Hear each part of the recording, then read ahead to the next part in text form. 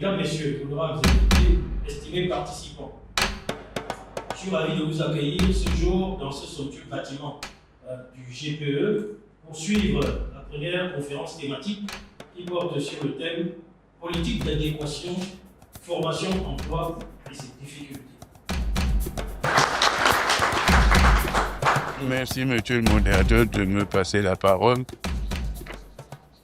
On ne peut pas continuer de parler de l'adéquation de la formation à l'emploi d'une manière générale et systématique avec en arrière-pensée le rêve de voir coïncider dans un pays le nombre et la qualité des diplômes et des qualifications professionnelles avec le nombre et la qualité des qualifications offertes par les entreprises et les services publics.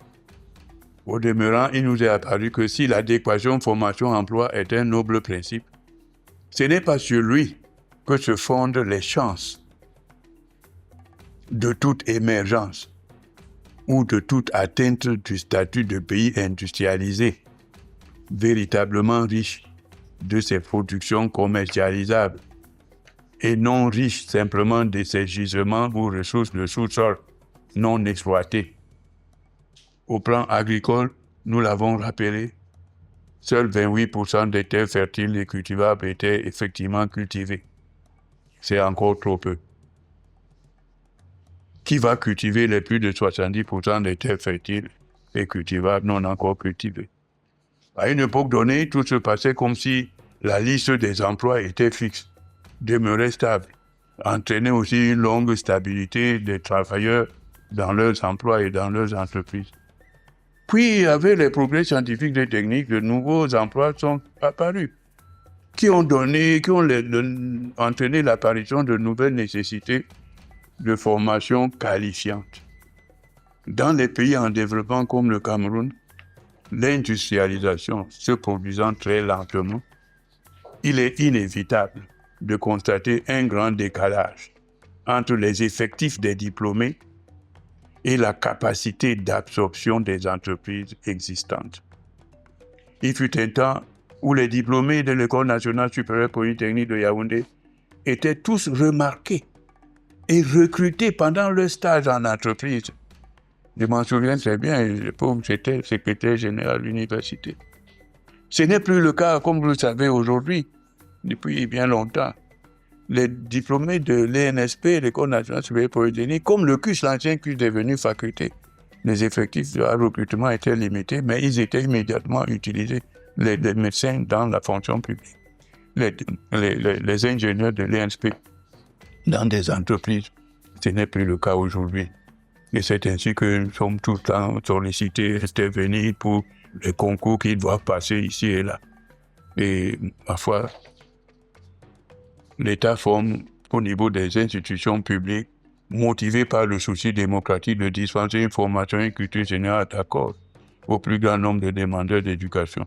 Mais pour ce qui est de la professionnalisation de la formation universitaire dont il est question depuis la fin des années 80, une très étroite coopération avec les entreprises du secteur privé s'impose.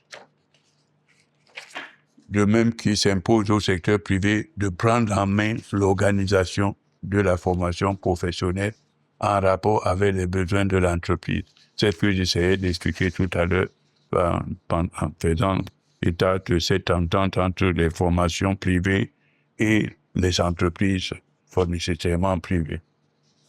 Finalement, si le présupposé qui se profile derrière ce souci de faire correspondre la formation à l'emploi devait s'appeler le droit au travail, il y aurait lieu de se demander si le travail, au lieu d'être un droit, ne serait pas plutôt un devoir de tout citoyen qui devrait choisir sa formation en fonction des emplois offerts, à moins de prendre à cœur l'objectif de se faire soi-même créateur d'emplois. D'où la nécessité, d'où le bien fondé du concept d'auto-emploi qui est utilisé par tout le monde pratiquement. L'Union soviétique n'avait-elle pas fait du travail une obligation, c'est-à-dire un devoir? N'avons-nous pas, ces derniers temps, mis beaucoup trop d'accent sur les droits et très peu sur les devoirs de l'homme. Quoi qu'il en soit, il est question pour le Cameroun aujourd'hui d'inverser le rapport qui existe entre l'informel, qui ne génère que très peu d'argent, et l'économie formelle et structurée, qui ambitionne des taux de croissance ne se limitant pas à la simple lutte contre la pauvreté, mais à la véritable et authentique création des richesses qui soient le mieux réparties possible entre les diverses couches de la société. Je vous remercie de votre attention.